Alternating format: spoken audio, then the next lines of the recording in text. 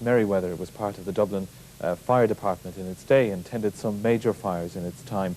It's here at the National Transport Museum in Howth where we've been taking a look around. Up until 1949, Dublin's public transport consisted of a tram system around the city.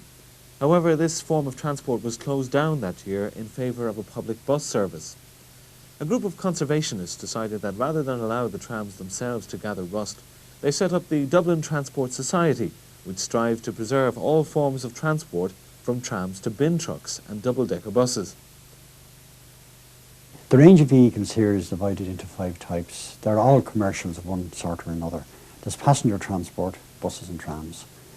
There's commercials, which is anything from horse-drawn cars up to Artics. There's fire and emergency, which is obvious. Military is also obvious. And finally, there's what we call support or backup, everything from gully emptiers and cleansing vehicles to towing tenders and tower wagons. As we near the millennium, Dubliners are once again deciding whether a tram-like public transport system is suitable for the city. 100 years ago, a similar system was nearing completion, and the north side of the city saw the introduction of the first electric trams. It's very hard to favour one more than another because we're supposed to be impartial, but certainly this one that we're sitting in would be nearly everybody's favourite. It's Hill of Howth Tram number 9, 1901, and it's been an absolutely superb restoration by Jim Kilroy.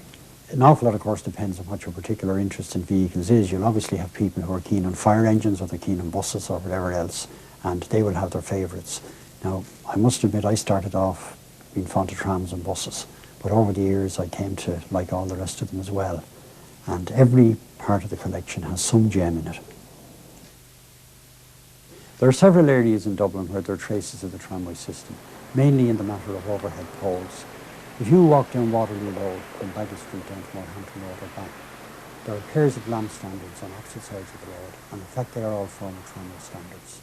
And there are other places, such as the Dalkey route. There are still quite a few of them from Northumberland Road outwards, and at the moment they're replacing them along North Strand. And indeed a very interesting thing about North Strand is that one of the poles that's still in position and is about to be replaced has a lot of pockmarks in it which were caused by the shrapnel in the 1941 bombing.